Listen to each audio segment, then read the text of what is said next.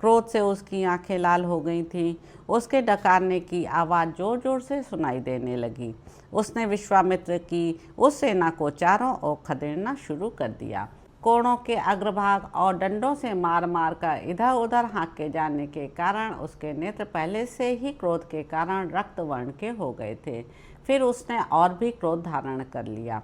क्रोध के कारण उसके शरीर से अपूर्व दीप्ति प्रकट हो रही थी। वह दोपहर के सूर्य की भांति उद्भासित हो उठी। उसने अपनी पूंछ से बारंबार अंगार की भारी वर्षा करते हुए पूंछ से ही पहलवों की सृष्टि की, थनों से द्रवणों की और शकों को उत्पन्न किया, योनि देश से यवनों और गोबर से बहुतेरे शबरों को जन्म दिया। कितने ही शबर उसके मूत्र से प्रकट हुए।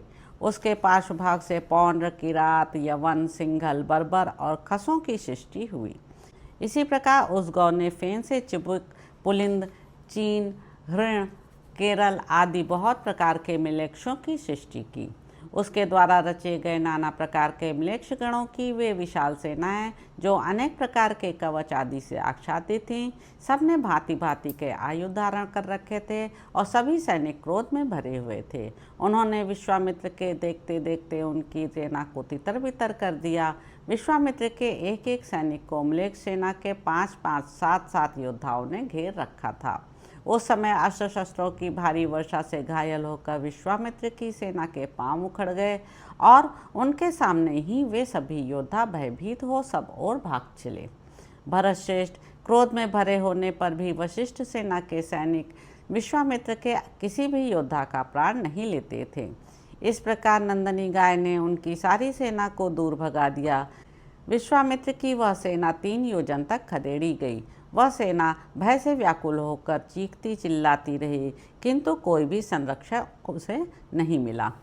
यह देखकर विश्वामित्र क्रोध से व्याप्त हो मुनि श्रेष्ठ वशिष्ठ को लक्षित करके पृथ्वी और आकाश में बाणों की वर्षा करने लगे। परंतु महामुनि वशिष्ठ ने विश्वामित्र के चलाए हुए भयंकर नाराज, छुर और भल्ल नामक बाणों का केवल बांस की छड़ी से निवारण कर दिया। युद्ध में वशिष्ठ मुनि का वह यह कार्य कौशल देखकर शत्रुओं को मार गिराने वाले विश्वामित्र भी पुनः कुपित हो महर्षि वशिष्ठ पर रोषपूर्वक दिव्यास्त्रों की वर्षा करने लगे। उन्होंने ब्रह्मा जी के पुत्र महाभाग वशिष्ठ पर आग्नेयास्त्र, वारुणास्त्र, ऐन्द्रास्त्र, याम्यास्त्र और वाव्यास्त्र प्रयोग किया। वे सब अस्त्र प्रलय काल के सूर्य की प्रचंड किरणों के समान सब ओर से आग की लपटें छोड़ते हुए महर्षि पर टूट पड़े। परंतु महातेजस्वी वशिष्ठ ने मुस्कुराते हुए ब्रह्म बल से प्रेरित हुई छड़ी के द्वारा इन सब अस्त्रों को पीछे लौटा दिया। फिर तो वे सभी अस्त्र भस्मीभूत होकर पृथ्वी पर गिर पड़े। इस प्रकार उन दिव्यास्त्रों का निवारण करके वशिष्ठ जी ने विश्वामित्र जी से यह बात कही। वशिष्ठ जी बोले, महाराज दुरात्मा गाधिनंदन, अब तू परास्त हो चुका है। यदि तुझ में और उत्तम पराक्रम है तो मेरे ऊपर दिखा, मैं तेरे सामने डटकर खड़ा हूँ। गंधर्व कहता है, राजन, विश्वामित्र की वह विशाल सेना खदेड़ी जा चुकी थी। वशिष्ठ के द्वारा पूर्वोक्त रूप से ललकारे जाने पर वे लज्जित होकर कुछ भी उत्तर ना दे सके। ब्रह्म तेज का यह अत्यंत आश्चर्यजनक चमत्कार देखकर विश्वामित्र क्षत्रित्व से खिन्न एवं उदासीन हो यह बात बोले, क्षत्रिय बल तो नाम मात्र का ही बल है, उसे धिक्कार है। ब्रह्म तेज जनित बल ही वास्तविक बल है। इस प्रकार बलाबल का विचार करके उन्होंने तपस्या को ही सर्वोत्तम बल निश्चित किया और अपने समृद्धिशाली राज्य तथा दीप्यमान राज्य लक्ष्मी को छोड़कर भोगों को पीछे करके तपस्या में ही मन लगाया।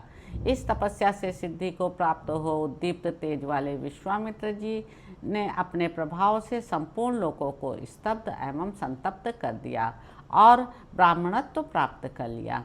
फिर वे इंद्रिय के साथ सोमपान करने लगे। तो इस प्रकार साथियों, आदि पर्व के अंतर्गत चैत्ररथ पर्व में वशिष्ठ जी के चरित्र के प्रसंग में विश्वामित्र पराभव विषयक 174वां अध्याय पूरा हुआ। इसके अगले अंक में आप जानेंगे कि शक्ति के शाप से कल्माशपाद का राक्षस होना, विश्वामित्र की प्रेरणा से राक्षस द्वारा वशिष्ठ के पुत्रों का भक्षण और वशिष्ठ का शोक। तो अब आपसे अगले अंक में मुलाकात होगी। मेरे YouTube चैनल संवाद विद अनीता को लाइक करें, शेयर करें, सब्सक्राइब करें। धन्यवाद साथियों।